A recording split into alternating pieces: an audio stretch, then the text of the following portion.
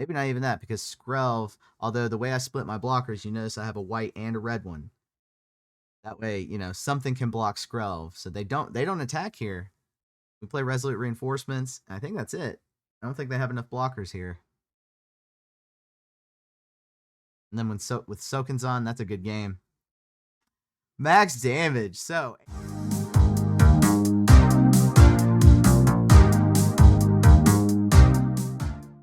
what's up, Damage Crew? I'm here with an update to Boros Convoke. We've already covered this archetype in the past, so let's just get straight to the current updates. Outlaws of Thunder Junction has brought some new cards to this deck. First, let's start off by talking about the 2 copies of Nurturing Pixie. Nurturing Pixie grants the deck some endurance, as you can repeat your Knight Errants, or you can even hit your Imidane's Recruiters again. This card really allows the deck to have some endurance and play a little bit of the long game. We've also got, of course, 1 copy of Anim Pakal. Now, immediate damage. You've already heard me talk about this card in the past, why I picked it over some other cards in the 3-drop slot. Immediate damage, turn it comes out, artifact bodies that you can hit with Gleeful Demolition, and also a go-wide strategy that still works when you need to go fast against the bigger decks. Now, we have given it a little bit here and actually called for the 1-of on the Sanguine Evangelist. This is because I've given in and realized this card is good as a 1-of. The Battle Cry ability is great, but you don't want to be having like 2 of these in your hand in any given game. So 1-of is just perfect. And speaking of 1-ofs, we also have a 1-of Thousand Moons Smithy. This also adds some endurance to the deck, grants you something that you can rebuild with after a board wipe if you convert it over to a land. And you also get more really powerful artifact token bodies that scale with your board state. We've also got 2 copies of Yodian Frontliner. We've pretty much sealed this slot up. It feels correct, especially when you want to hit high damage output early on in the match. I've seen some lists actually put 2 experimental synthesizers to dig a little bit, get a bit of card advantage in the matchups, but I'm going to err on the side of having 2 Yodian Frontliners instead. I just like the bodies. They're artifact bodies you can hit with Gleeful Demolition, and they give you higher damage output in the early game. Let's talk about the sideboard. Now, in the sideboard, we're going to find a full set of Lithomanic Barrage. This is basically for the Esper grind that you're inevitably going to have to face. I'm sorry, it's just a reality. Rafine is one of the strongest decks and cards in the strongest deck right now, and you've got to be able to hit it. So we got to have Lithomanic Barrage. We have a full set of Destroy Evils that are present as well in the sideboard in case of temporary lockdowns, in case of Leyline bindings, in addition to also hitting the Stray defensive body, right? You want to be able to hit your Preachers of the Schisms, your Sheldreds, and whatnot. Now, I do also like having Kutzil's Flanker here. So Kutzil's Flanker, you're going to be able to really hit back against the Graveyard Love right now, the Teamer Analyst, Teamer Ramp list, and it's also there in case of board wipes. I mean, it becomes a really strong body if you play it on, on curve against the board wipes. It gives you just enough after Domain hits you sometimes to really finish them off. Now, speaking of, that big matchup with Teamer Analyst, if you need, I do have, 2 copies, 2 slots devoted to Knockout Blow here against the Mono Red and the Mirror. But if you're feeling like there's a lot of graveyard play right now, especially with the Teamer deck, and, sometimes 4-color Legends as well, then you can opt to have 2 copies of Rest in Peace in that slot as well. That's just as viable. Last, but certainly not least, Urbrass Forge is here, basically because of Azorius control and Dimir control. I'm really much more concerned with those other matchups as of late, right? Those decks tend to slot in cards against Forge. They tend to slot in the artifact removal. But recently, they've had to go against Domain. They've had to go against Teamer. Thus, I think right now, with the way that they're targeting in their sideboard, we have a way through with the old standby boarding plan that you typically had for Control at least a month back. Now, that does it for the deck tech wrap-up. We will come back to the wrap-up section and talk more about why the deck is the way it is. But for now, let's jump over to the gameplay section and look at 10 different sets from this past month of April of playing Boros Convoke. All right, so 10 sets with Boros Convoke from the month of April. Let's take a look at how we do. I really had a lot of fun playing this deck. It's one of my favorites. As you know, if you watch me stream, I love Boros Convoke. It's one of my top lists. You'll see why, especially how fast it is, how fast the matchups are. And just the ability to go hard in the mid game and the early game with this version of it. That's really what I love about it. Looks like with the Triomes, we're playing against Domain. Up the Beanstalk comes out for the opponent. We've already got Warden in there, adding counters, right? You want to do that as many times as possible. Knight Errant comes in, we get the Pixie. Pixie comes in, we pick up Knight Errant. That's what I was talking about in the introduction with Nurturing Pixie. You can see right there immediately it's showing its value. I think 2 of is perfect for it. Stacked hand. We go Resolute. We stack even further. Knight Errant. Oh, and we whiff right there. Now that's gotta hurt. Whiffing with Knight Errant is not part of the game plan. They depopulate us. We have to rebuild. We start with Resolute Reinforcements. Only 2 mana on the board. Can we really win with 2 mana? They have double up the Beanstalk. All right, Merrick's comes in. Ibidane's Recruiter is now playable in the 3-drop slot. Doing its thing. I think that's 7 damage total. Get them down to 10. They're already on herd migration. They're already on 5 lands, including 2 white sources. That means Sunfall is always a possibility here. Archangel, and we give up because we don't see any way beyond once that Archangel hits. We just get too far behind. So, sideboard game plan. What do we do here? Drop Case, add Destroy Evil. We know that they play Leyline Binding. We know that they play Temporary Lockdown. All right, looks like we have a draw. The only thing we're missing from the hand, the initial hand here for the best possible draw is a Knight Errant. All right, Warden, we can scry a little bit here. Maybe we can pull one out. All right, we bury the Warden. Lethal Demolition. Do it again. Scry twice in 1 turn. Another Gleeful. That's a choice right there, right? Keep that or not. I think we keep it in light of the fact that we have another Voldaren Epicure in hand. Opponent plays Herd Migration. They're up to 22 life.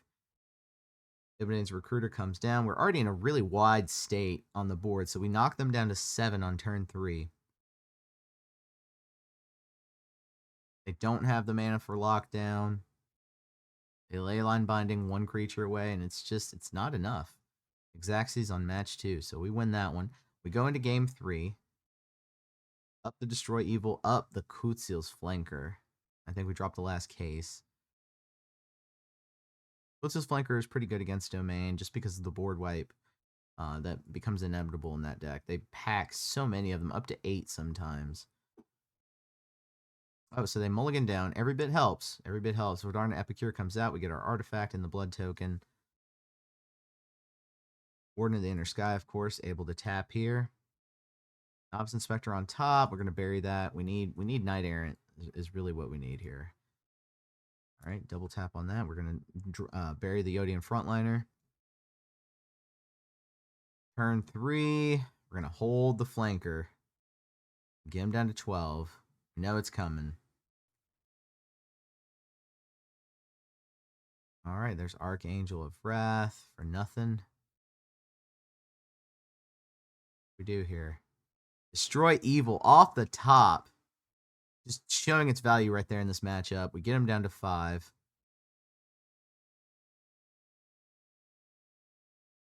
All right, an opponent gives it up. We win the first set here during the month of April against Domain. Always good when you can beat Domain with Boros Convoke. That's validation right there that you're doing something right. All right, so looks like we've already got Golgari colors on the opponent's side here. We start with Novice Inspector. They hit us with a Duress, kind of confirming that they're playing Golgari. Warden of the Inner Sky comes out, able to tap. We play the Epicure as well. All right, land. We're going to bury that because we have our 3rd land in hand. We're going to need that Destroy Evil. There's plenty of creatures in the Golgari list that are 4 toughness or greater. Bury the land. Trying to bring the best cards to the top. We've got them down to 10 here on turn 3.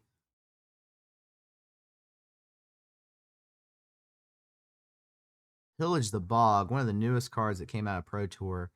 Heavy usage. I believe was it Simon Nielsen? I can't remember. Or Reed Duke. Somebody was playing Golgari. I'll have to pull that up later and correct myself in the post edit. All right, opponent gives it up. They have no board state by turn 4, so they read the writing on the wall. Golgari has a tough time against this deck if that's the case. Keep a destroy evil. We lose the cases. Bring in Urbrass Forge. We're going against mid range, so with Forge, we assume that they're gonna bury our creatures in single target removal, and we're gonna have to use Forge to plow through. Sheldred comes out already on turn 3 because of the Scrap Gorger. Alright, so we play Forge.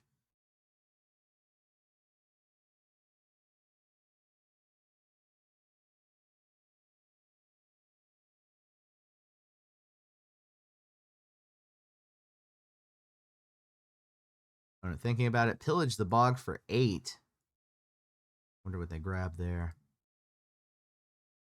Bushwhack to kill our remaining creature on the board. Draw a second and Impa Call. That's not very good. We play one. And then, of course, this is going to bring another body in, which we do get to keep. Sheldred doing Sheldred things. Of course, that's not good for Convoke. Sheldred sort of acts as a wall against Convoke's attacks. You really have to build up even longer when you're facing something like Shelly without the removal. They play Bloodletter here. So, things not looking great. We go down to 8. We have Destroy Evil. We kill Sheldred with it. The other choice was to kill the Bloodletter. So we get more bodies. It's survive long enough to do something here. That would be awesome.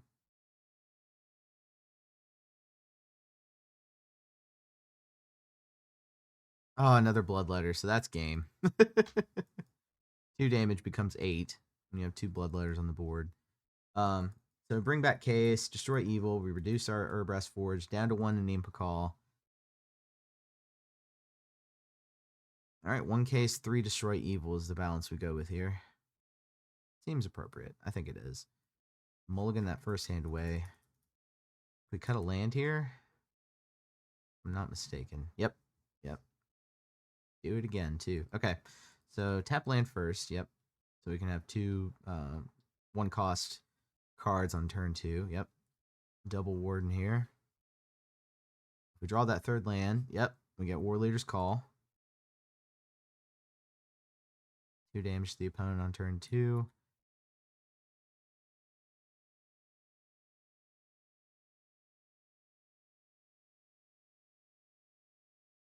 They toss our Knight Errant. Very unfortunate. Very unfortunate. I think that we're pretty much dead here. Just to destroy evil in hand and they can see it. So we can kind of stave off the inevitable here. Yep. Then they protect it. So when we draw a land, that read the writing on the wall, we lose 2-1 to Golgari there. That was rough. I think the play right there was them getting rid of our Knight Errant. So yeah, if you're playing Golgari, hand hate is king. And Boros Convoke is kind of a combo aggro deck, so it definitely is susceptible to that. Alright, so we start with Novice Inspector, we start with Warden in the Inner Sky. Another Warden coming to play. We've got really good cards in hand to go wide. Play that Warden. Play Resolute Reinforcements Bomb. So we'll play out the whole hand because that's 5 creatures to summon the Knight Errant with. Might pull another Knight Errant. And we do. A Knight Errant and an Intimidating's Recruiter. And they see it, and that's game. That's game 1 so fast. So let's go into game 2. I didn't even catch what we were playing against. That was so fast.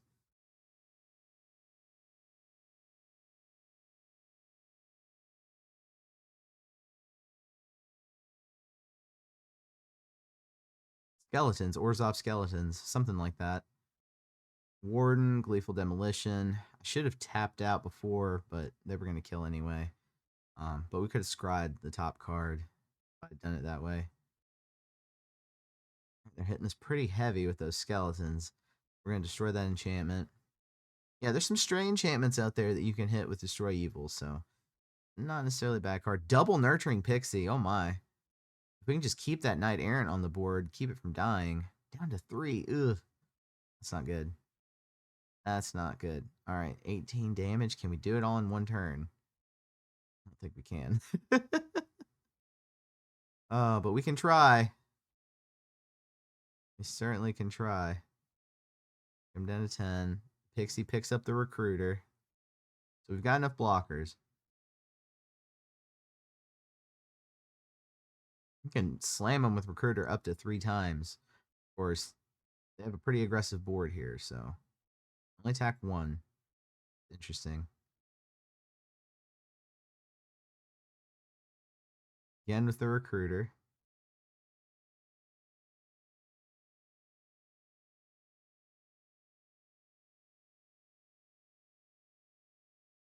Yeah. Everything but 1 here. Oh, why did I do that? Oh, because it's a force block on their end, and we keep 1 back in case they keep... Okay, I see. I see. I was doing good math. I need to trust in my instincts more, right? Alright, so Nurturing Pixie comes in. What are we picking up here? Oh, for the 1 damage. Sometimes you gotta go for any damage and not just max damage. But we get it. 2-0 on our Orzhov Skeleton opponent. Very interesting matchup there. Japanese meta, always interesting. I noticed the opponent had a Japanese name, and it made me think, like, wow, you never know what to expect from the Japanese meta, even on Arena. Very different. I love combo-y decks. Kind of like myself. I don't know. Orzhov Bronco is kind of where I'm at in the Orzhov color set. Skeletons is a deck, though, so be on the lookout for it. There, you will see some people play it on Arena Ladder. All right. Woo, look at that hand. Very good hand. Epicure comes down. We're now into the 4th set. Spyglass Siren. Haven't seen that in a second yet.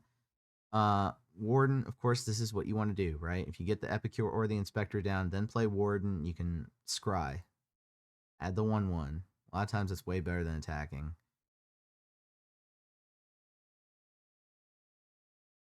Alright. Do some serious damage. We'll get them down to 9 here.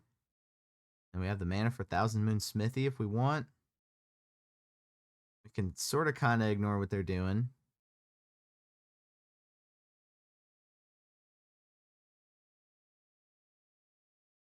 Alright, we tap down for a Knight Errant on the top.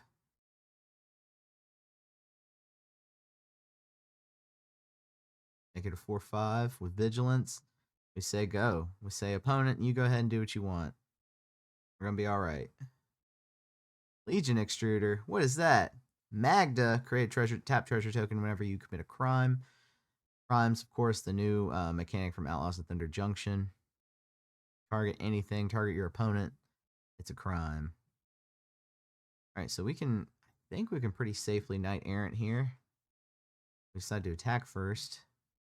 Whittle down their board state just a bit more. Bring them down to 5. And I think, what do we do here? Destroy evil on top. Okay. Leave it. Oh, we didn't get to Thousand Moon Smithy into Thousand Barracks. I wanted to see that transition.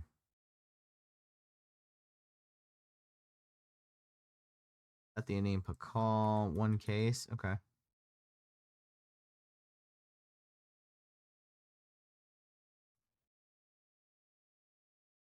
Triple Gleeful Demolition. Kind of gambling here. Can we get another artifact source?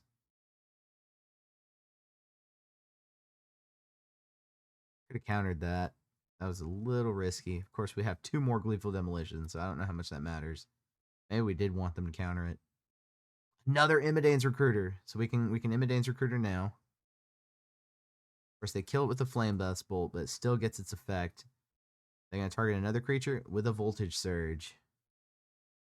Ooh, another Voltage Surge. Single target removal just feels so bad against Convoke when Gleeful Demolition pops off. Well, darn Epicure, so we do get another artifact source. We're going to Gleeful for that. See if they counter here.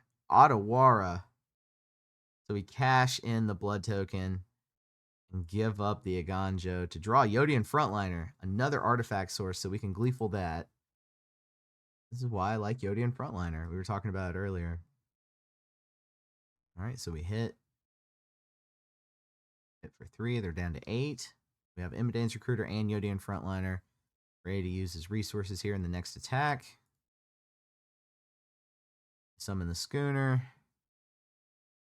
And they run out of hope. And we go 2-0 against Is It Artifacts, maybe? I'm not sure. All right, let's move into the 5th set during the month of April.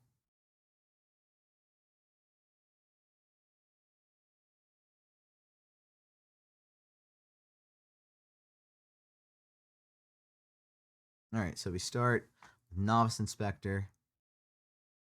Yodian Frontliner, Gleeful on the Clue token. Hit for 1. That's a wonderful turn, too. Look how many bodies we have on the board. Warden comes in to help us out.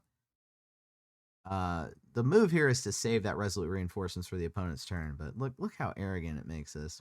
I mean, it works, though, because we get to use the Resolute Reinforcement and its token to scry, and still get a sizable attack. Down to 15. We have a really wide board state. Cast the Cornucopia. Cut down on Warden. Attack. Bring them down to 9. We're going to hold the Resolute Reinforcement this time. Just in case of a Path of Peril. Something like that. I think we're playing against Domain. I'm not exactly sure. It's Sultai colors so far. Up the Beanstalk is a clue that it is Domain. And Ancient Cornucopia, too. That's starting to become a Domain staple. Alright, just before our turn, we play the Resolute. Darn Epicure. We attack. And we get him down to 1. Board wipe here ends us. What's going to happen? They either have it or they don't. And, you know, like I've said in the past, with Boros Convoke, you really want to be in the driver's seat. You want to force them to have it. And that's also why I like cards like Nurturing Pixie, which allow the deck to have some longevity, because it gives you a reason to play that Knight Errant into a board wipe, because you're going to refill your hand anyway. Unless you whiff. It doesn't happen occasionally. Alright, so we play an uncounterable Imidane's Recruiter because of our 1 copy of Cavern of Souls. Something I have yet to mention is, 1 copy of Cavern of Souls. Go humans. This deck is mostly humans. So that doesn't hurt, especially against the Azorius control matchup.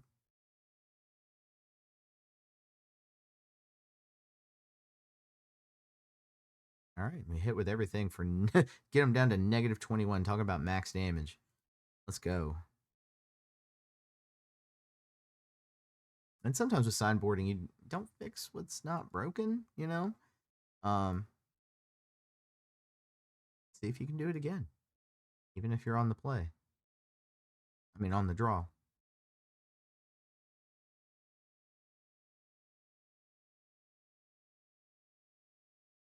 All right. It's doable. Start with the Inspector. The great thing about the clue tokens, too, is just being able to draw from that if you want to. Having that as an option. All right, Warden gets to do Warden things. We hit for 1. Might have to play the tokens on the channel side.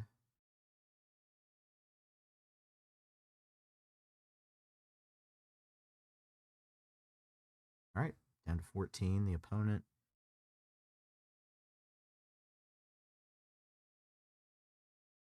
And the Cornucopia is an artifact, of course, so we can't target it with Destroy Evil.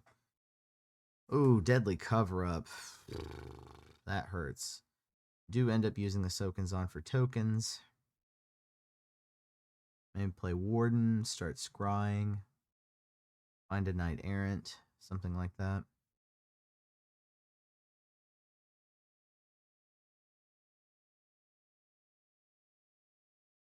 Now if this lands here, it sticks, and gives us a reason to play Resolute.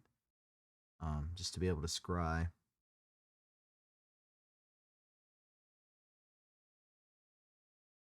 Here's the cut down.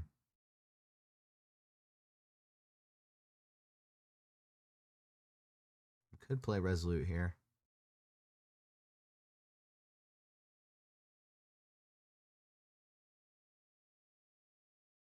Looking back, I probably should have.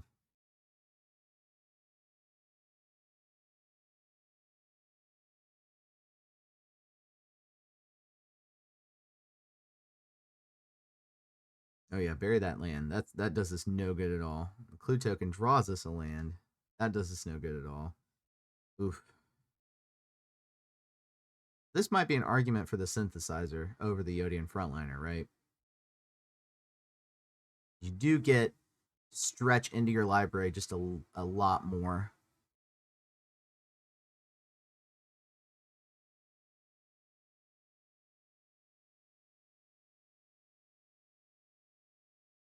Otawara on a 1/1 token. All right, so they go pillaging the bog.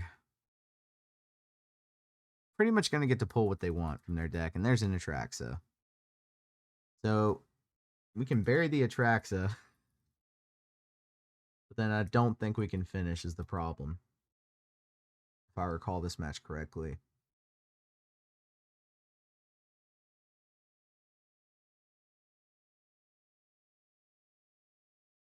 Oof.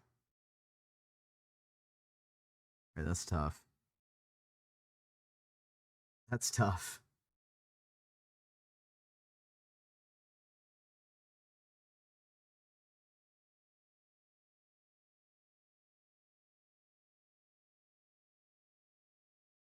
Yeah, yeah, that's what I thought.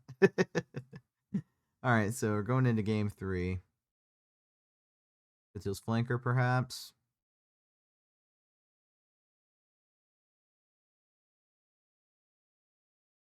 Cut the Thousand Moon Smithy. Okay.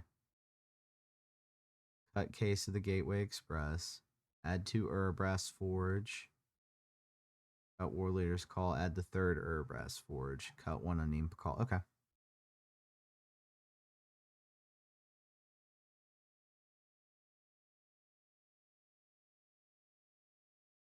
We have the Gleeful Demolitions. Don't have a Knight Errant.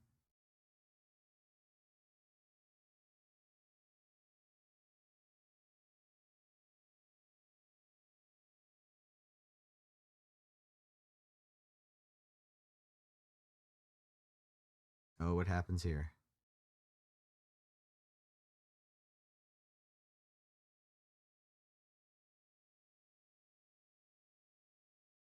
Oh. Opponent gives up. Yeah. Okay. Well, we take it. And we rank up off that win against Domain. All right. So let's see how this 6th matchup goes.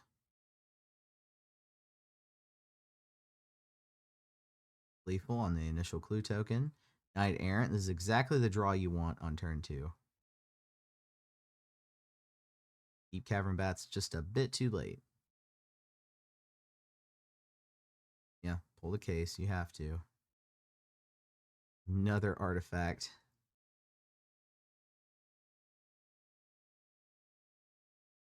All 5 creatures. Do get an Imidane's Recruiter.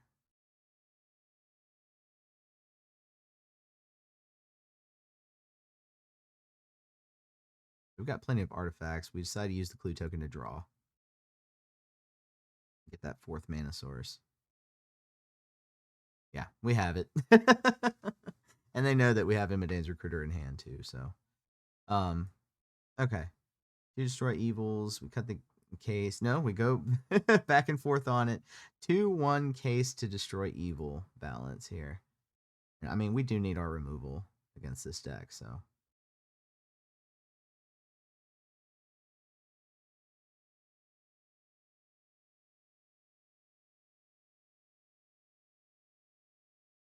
Although based on the colors we just saw, I wonder why we didn't opt for Lithomanic Barrage. All right, typically I give up a land in those situations, but that works. Warden first. I typically don't do that. We should have done Voldaren Epicure first.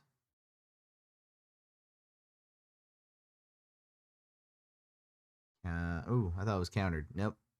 Fairy Mastermind comes down for the opponent.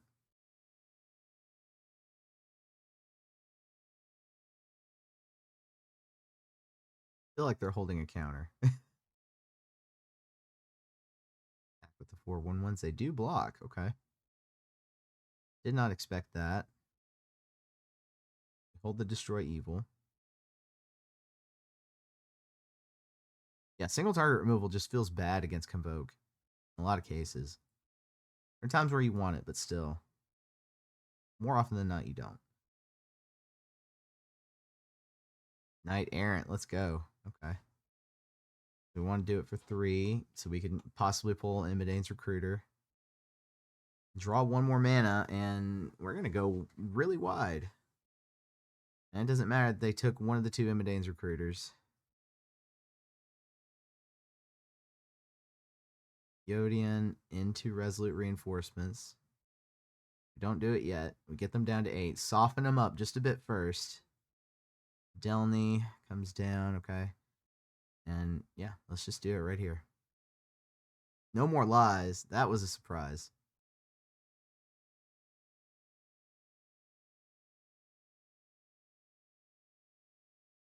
They're not done just yet. Lorna the Third Path is going to get rid of the Yodian Frontliner. Blue token. Yep, so we can draw it. Okay, so we just decide to play. Let's go. I think this is enough right here. Optimal blocking and... Nope, down to 1. I miscalculated there. Queen's Tower. What do they get off the top? 3 mana available. Nothing. That's game. We beat our Esper opponent 2-0. That's another big test right there for the deck. So that felt good to win that match. All right, let's jump into our 7th set for today for the month of April, reviewing Boros Convoke play. So far, right, beating Domain, losing to Domain, that's pretty typical. But then beating Esper, beating a couple of other aggressive decks, sounds good. Boros Convoke tends to win those aggro matchups, so that's one of the reasons I really like the deck. Tharn Epicure comes down. We, blow up the Blood Token of Gleeful Demolition, going wide.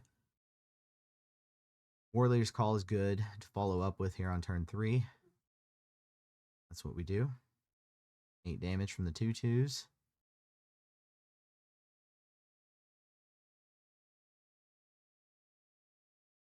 All right, we decide to Imidane's Recruiter, try to end it here and now.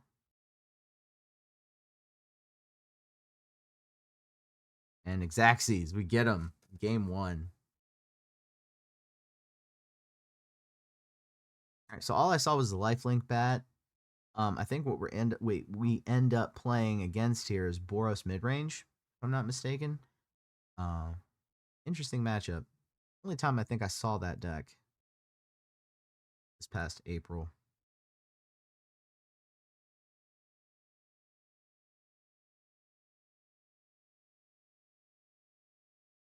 Okay.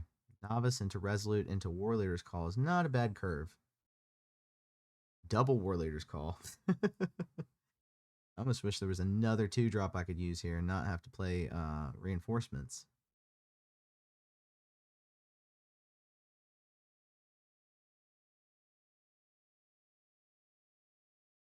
Okay, Animpa Call is good, especially after Warleader's Call. But they destroy evil my Warleader's Call, so we're back to square one essentially here. Yeah, Boros midrange. Using Kellen, Restless Bivouac here is going to give him a boost. All right. Warleader's Call does come down. Second one does. It sticks. Then here, we can pretty much go Warden, Animpa Call, toss some more bodies on the field, and do damage at the same time. Lightning Helix gives them 3 life. They take 1 from me playing a creature off Warleader's Call. I think the play here is Animpa Call, yeah. Oh, and they hit me. What is that? Vampire's Vengeance? We are just barely hanging on. All right, they get a Ruin Lurker Bat, a 1/1 lifelink flying body. Snoken's hits here. At least for 2. And you get 2 2/2 bodies. And we get the win. Let's go. 2-0 versus Boros mid. Gotta love it. All right, we're playing against Chewy. Chewy is someone that I have played against a lot. I don't know what it is, but we keep encountering each other on ladder, especially on days where I stream. So it's interesting to see.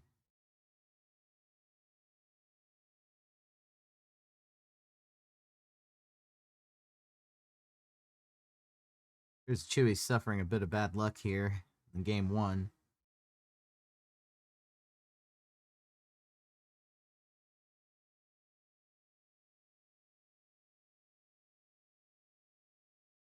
All right, Knight Errant's already glowing. Deduce, okay. Dude, there's Azorius mid-range or Azorius control. I can't recall. All right, we do get our third land. That's awesome. Getting kind of worried there. All right, so for 5. Big risk here. Right? Because they could have the counter spell. Semi-whiff. We do get an Anim call off that. That's good.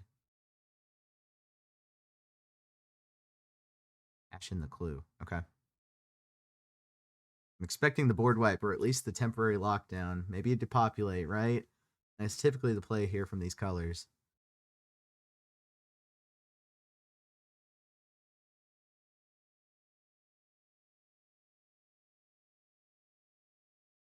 All right, back to my turn. What do I do here? For 3 or for 5? Again for 5? Okay. All right. All right. All right, Max. I'm not going to question you. Don't whiff there. We do get 2 1-drop bodies. Here comes the Wandering Emperor.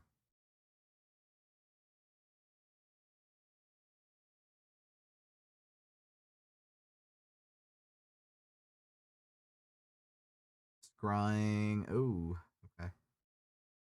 Need to get that 4th land is what it... Oh, no. We'll take the Nurturing Pixie. We can get our Knight Errant back. We'll take the Nurturing Pixie. Expecting a Sunfall here, right? Like a loaded Sunfall. That would be bad. They do play Invasion of New Phyrexia. Interesting. Never. So that lets me know it's Azorius mid. Lethal Demolition to the top. Landing Pakal. We've got bodies on bodies right here, right? We're just going to stack Warden, do damage.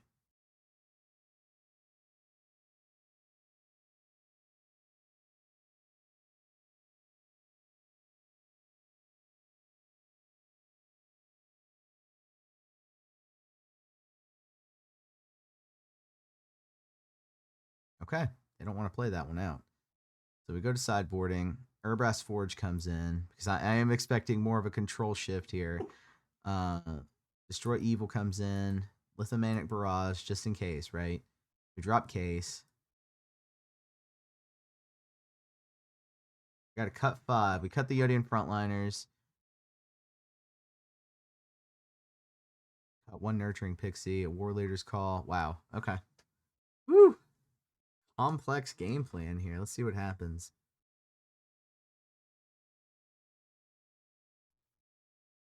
Darn Epicure.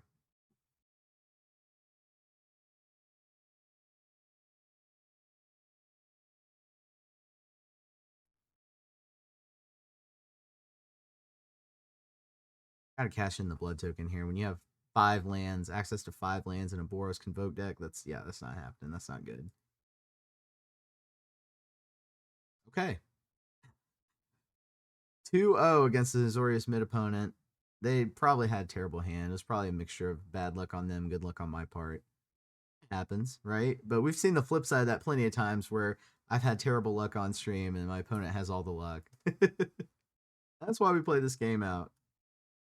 That's why you got to get a high sample size when you're testing decks, is so that you have an accurate picture of what's likely to happen.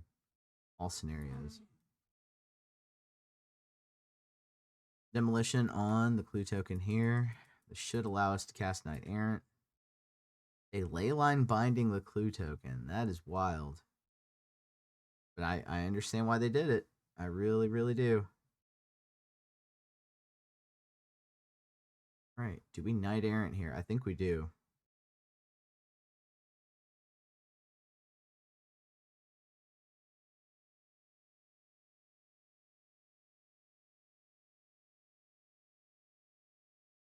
Resolute and a Voldaren Epicure. Okay.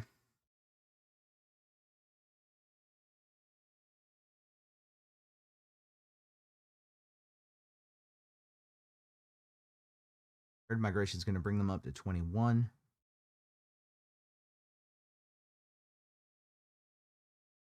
Cavern of Souls for Angel.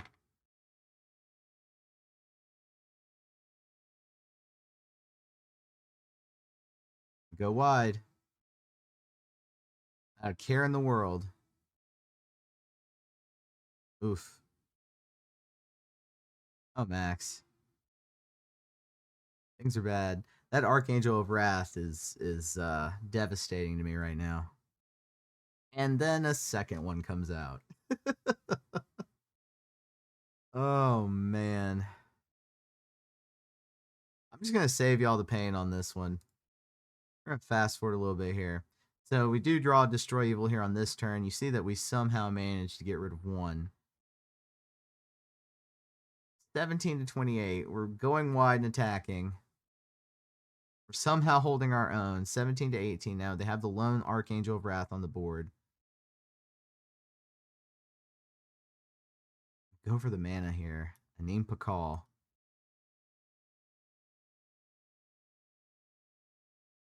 Right? Clear game plan. We have Destroy Evil. Get them down to 14. We're going to play this on their turn.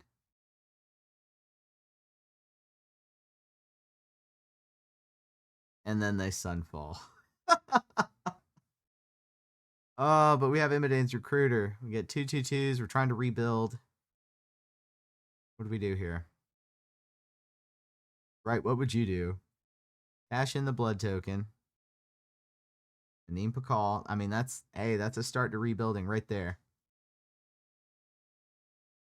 Max plays the Anim Pakal. Let's see what happens. Leyline Binding comes down to capture it.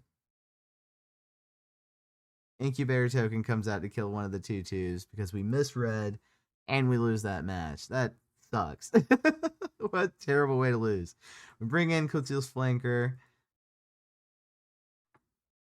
Let's see if Kutil's Flanker can help against this matchup.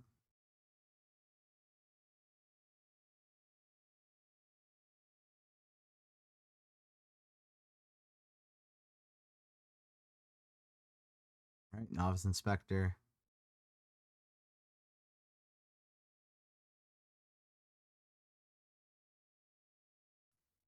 Pixie on the Novice Inspector. I mean, we're trying to get a little bit of value here.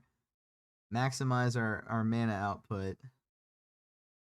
Oof, this hand is looking rough. Epicure. Probably cash in a clue token here. Or the blood token.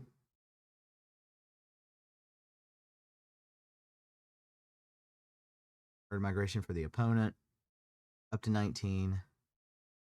Domain matchup is tough. I mean, we've already seen the domain matchup twice in this video. Which is probably why Boros Convoke is a good choice. Tends to go underneath the deck. Alright, while the opponent has nothing, we strike. Get them down to 9. Cash in a blood token. Look, we draw a Gleeful Demolition. And then the opponent Sunfalls. So what do we do here? Yep. Do what you can, Max. Get him down to 0. We got him, and we force a game 3 situation. All right, so I think one Lithomanic Barrage comes in just in case of the Archangel.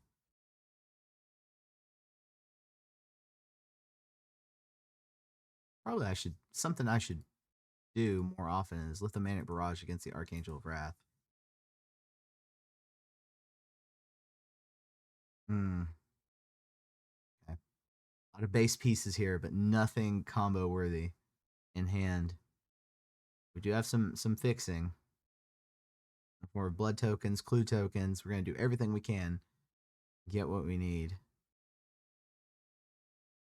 Flooding out, though. Just a little bit.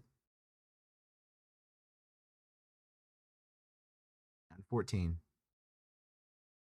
Bird Migration brings the opponent up to 17. And then there's a Depopulate. Cash in a clue token and draw land. Cash in a blood token and draw land. When you have luck like that against Domain in game 3, I mean, you can't expect much. You do draw Knight Errant here. Play the Resolute Reinforcements. Play the Knight Errant just so we can reload.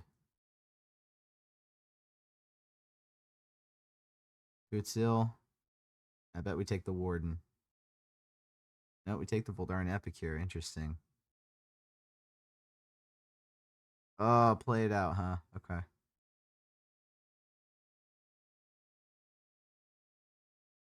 Banking on a lot, Max. They're digging. They're digging for the Sunfall. Cycling Aspar's headquarters. Long goodbye. That means they don't have it. At least not yet. Archangel of Wrath. Oof. Getting rid of the Knight Errant. Destroy Evil. Tit for tat with Domain. It feels good. We're sparring with Domain here.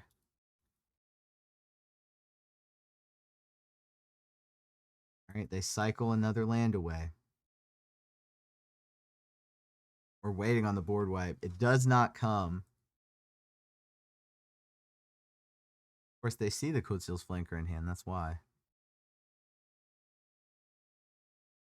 Keep playing it safe. We're going to keep going wide while holding on to the Coatseal's Flanker. Striking when we can. Getting in for bits of damage. It's a back and forth cat and mouse game here. Depopulate. Let it resolve. And then we play the flanker, right?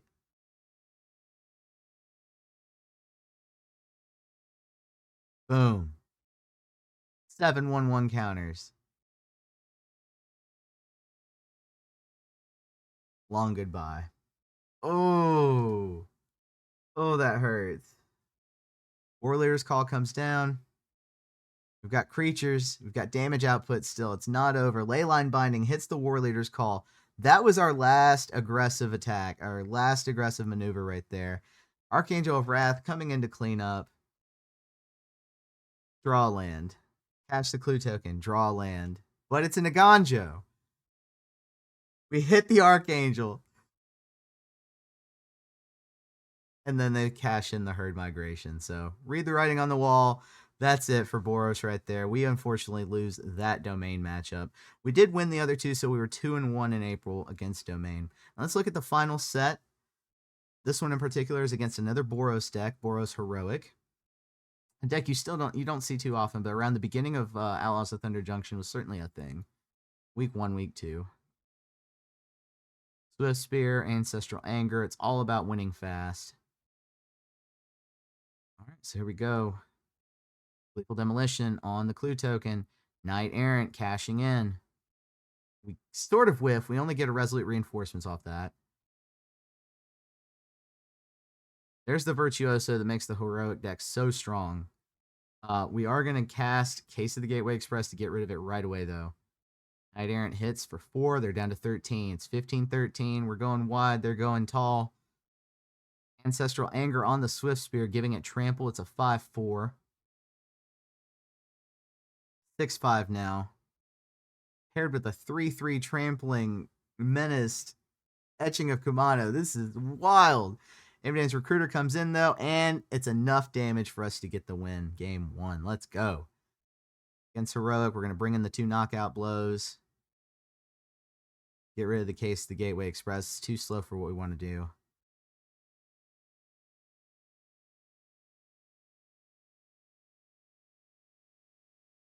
All right.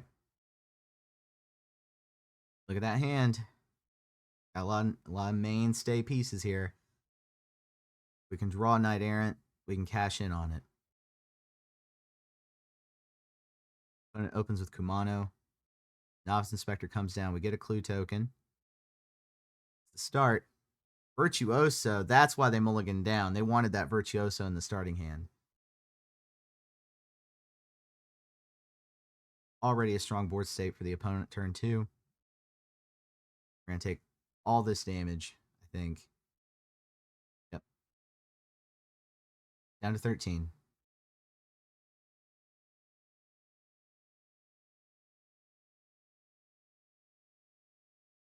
Do what we can. Bring them down to 16. Play a body. Hold the 2 mana for Resolute Reinforcements, or if we want to cash in a token. think you block the 2/2 double strike here, just in case.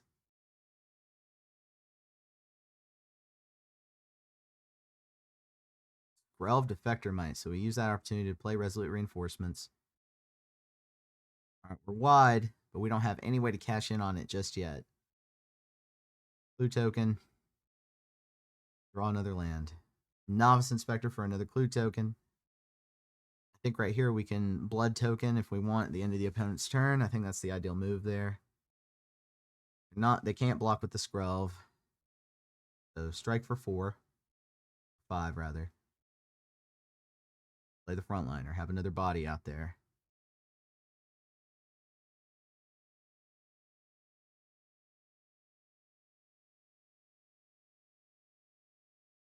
All right. Things are looking pretty rough. See if the opponent can finish me off here in 1 turn. If they can, they've got it. If not, we might draw what we need. We'll see. Indestructible 3/3 double strike Virtuoso. Getting rid of blockers. Oh, we're down to 5.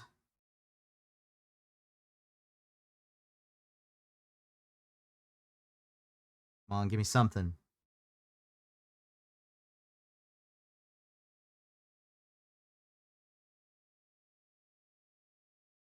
Gotta hold back something, too. Can't just attack with everything. All right, 5/5. See what the opponent does. Force them to have the thing they need to win. Ancestral Anger, something that gives trample would really do it. Maybe not even that, because Skrelv, although the way I split my blockers, you notice I have a white and a red one. That way, you know, something can block Skrelv. So they don't attack here. We play Resolute Reinforcements. I think that's it. I don't think they have enough blockers here. And then with Soken's on, that's a good game. Max damage. So 8-2 in the month of April with this deck overall on stream. Let's go ahead and go over to the wrap up and talk about where this deck currently finds itself in the Outlaws of Thunder Junction meta. As you saw, this deck features a linear combo game plan. It really must get off the ground for the deck to perform fast enough to beat the likes of decks like Domain and Teamer, not to mention all the mid-range we're going to encounter. So in a control-heavy meta, this deck actually finds itself more often than not contending with mid-range decks. See, it's expected for low-curve decks to rise as a response to control being dominant. This means Boros must be able to extend the match, not just play against control and be fast, but be able to extend the match into the mid-game and go toe-to-toe with bigger creatures on average. Thus, it is important how many copies of Case of the Gateway Express you have in the main, for example. Adjust accordingly, as you will need to stop Glissas, Shellies, Creatures of the Schism. Lastly, there's the question of Pixie or no Pixie. Now, this card does allow you to rinse and repeat in light of heavy board wipe friendly metas. Even if you know they have one ready next turn, it's still worth it to load up your hand for the rebuild, and this deck does rebuild quickly. It's better from the aggro side to force them to have it, in my opinion, and make plays to advance both the board state and your hand at the same time, rather than play timidly around them if you don't have to. This deck specializes in just that, forcing the opponent to have it, and even if they do sometimes, you can still overcome and rebuild. Now, that's all I have for you today on Boros Convoke. This is the update from Thunder Junction. If you do try out this iteration, let me know in the comments. And until next time, let's always go for max damage.